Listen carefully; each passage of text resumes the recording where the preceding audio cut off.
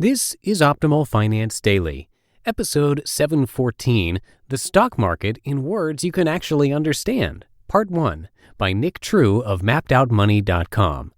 And I am Dan. I'm your narrator here on Optimal Finance Daily. A very happy Thanksgiving to you if you are listening to us in real time and celebrating today. And I've got the start of a two-part post for you today. But before we get to it, this episode is sponsored by On Your Own, a personal finance blog that provides free and unbiased information that anyone can understand, whether you're starting out in the real world or just looking for a new beginning.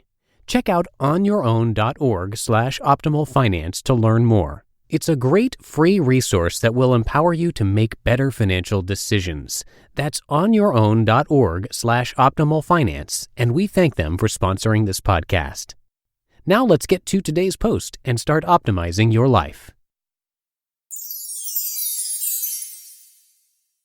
The Stock Market in Words You Can Actually Understand, Part 1, by Nick True of MappedOutMoney.com. Most people know they should invest in the stock market, but that's about it. At least, that's exactly how I felt for a long time. I had no idea what stocks, bonds, or mutual funds were. The stock market always seemed so abstract, like something that lives up in the sky, and I just couldn't really grasp it. I knew that I was supposed to put money into a 401k or something, and then somehow that would make me money. I knew that some people invested in penny stocks hoping to hit it big, and I knew others who said mutual funds were the way to go. But I had no idea how any of it worked, much less the practical steps I needed to actually invest. You might feel the same way. If you've ever wondered how the stock market works and how you can actually invest, then keep on listening. What is a stock? A share of stock is a representation of ownership in a company. When you buy stock, you are buying shares of a specific company. You literally own part of that company, and how much you own is based on how many shares you buy. If you own 10 shares of stock in a company that has 1,000 outstanding shares, you own 10 divided by 1,000 times 100%, which equals 1% of that company. So what does that mean? When you own stock in a company, it entitles you to share in that company's assets. You would see this in the form of dividends, which I discussed below. You also get voting rights when you own stock. Now, don't get too excited. Your vote likely won't count for very much. Take Walmart, for instance. As of writing this article, Walmart currently has 3.206 billion, with a B, outstanding shares, and those shares are currently trading for $58.98. That means even if you invested $1 million in Walmart, it would only buy you 16,955 shares, or 0.0017% of the company. And your voting power is directly related to how many shares you own. But nonetheless, even if you own one share of Walmart stock, you do have a right to vote on who will be on the board of directors and other corporate policy matters. How are stocks traded? Okay, so you know what a stock is, but how are they bought and sold? Glad you asked. Think about what happens when you buy and sell a car. When you buy a car, you typically go to a dealership or some online platform like eBay or Craigslist to start looking for people who want to sell their car. And when you sell a car, you likely put it up on Craigslist or maybe trade it to a dealer. You might try to sell your car to a friend, but this is a lot harder. Think about trying to call up all your neighbors and family members to let them know that your car is for sale and they should buy it. If that was the only way to sell your car, that would almost be more trouble than it's worth. Luckily, there are places like eBay that allow you to reach a wide variety of buyers and sellers all in one place. Stocks work the same way. Instead of calling your friends and family, stock exchanges were set up to connect buyers with sellers. Think about it like a large eBay for stocks. It is literally a marketplace for buying and selling stocks, hence the name stock market. You go to a stock exchange and you purchase shares of stock from a willing seller, or you can sell shares of stock to a willing buyer. Different stock exchanges. There are quite a few stock exchanges out there that most people have never even heard of, but you've probably at least heard of the New York Stock Exchange, Nysc, and the Nasdaq. Some of these exchanges, like the Nysc, have physical exchanges, as you can see from the picture that I have included in this post. You could call a broker on the phone and ask them to buy or sell stock for you.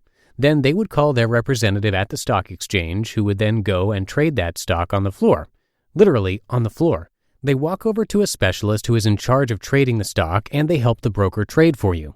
Once a trade has been made, the broker would then notify the investor of the outcome. These days, investing has become a whole lot easier due to the internet. Although some people still trade stocks on the floor of a physical exchange, the majority of trading has moved online. The Nasdaq Stock Exchange is one example of what's called a virtual exchange, and it does not have any physical location or brokers on the floor at all. Trading on the Nasdaq is done completely via computers and telephones. When people talk about the stock market, they're talking about the exchanges as a whole. For instance, you might want to buy stock in both Microsoft and McDonald's. Microsoft is traded on the Nasdaq, while McDonald's trades on the New York Stock Exchange. However, this isn't a problem for you.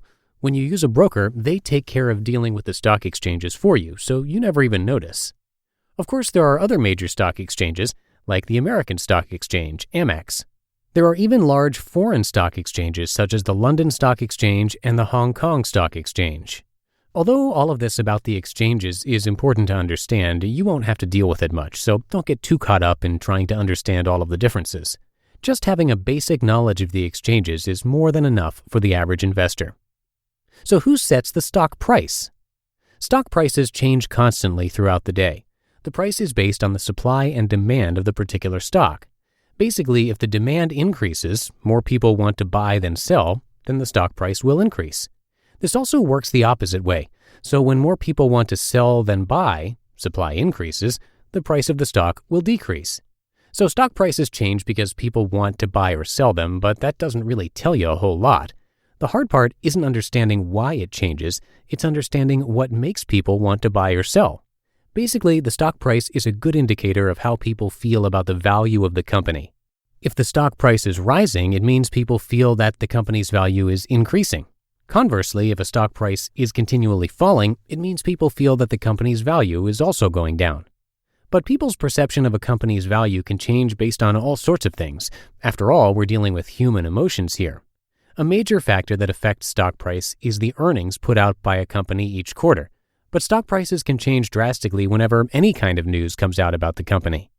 Now that people have access to the internet and an essentially infinite number of opinions, stock prices change constantly, and oftentimes it seems without any rhyme or reason. Stock prices change so rapidly that often it is extremely difficult to understand why. Even Investopedia says, quote, "So why do stock prices change? The best answer is nobody really knows for sure," end quote. No matter what anyone tells you, no one has been proven to be able to consistently predict the future of stock prices. You're better off not to worry about the day-to-day prices of stocks. Understand what the stock price means, and then don't worry about what it's doing throughout the day. To be continued. You just listened to part 1 of the post titled "The Stock Market in Words You Can Actually Understand" by Nick True of MappedOutMoney.com. And you already know from listening to this show that there are thousands of financial blogs and websites out there. But how do you know what information to trust? On Your Own is a personal finance blog that provides free and unbiased information that anyone can understand. Whether you're starting out in the real world or just looking for a new beginning, On Your Own will be there as a helpful guide and your biggest supporter.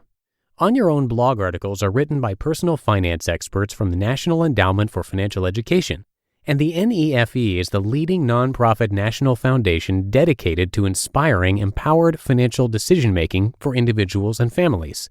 The On Your Own blog covers a wide range of topics, including how to choose a credit card, how to start investing, and what to do if your identity is stolen. The blog only links to reputable resources that you can trust, so all of your personal finance questions can be answered on the blog or by one of their resources. Check out onyourown.org/optimalfinance to learn more. It's a great free resource that will empower you to make better financial decisions. That's onyourown.org/optimalfinance, and we thank them for sponsoring the podcast. And that'll do it for today. Thank you so much for being here. Have a terrific Thanksgiving Day if you're listening in real time, and I will see you back in the Friday show tomorrow, where we'll finish up this post and where your optimal life awaits.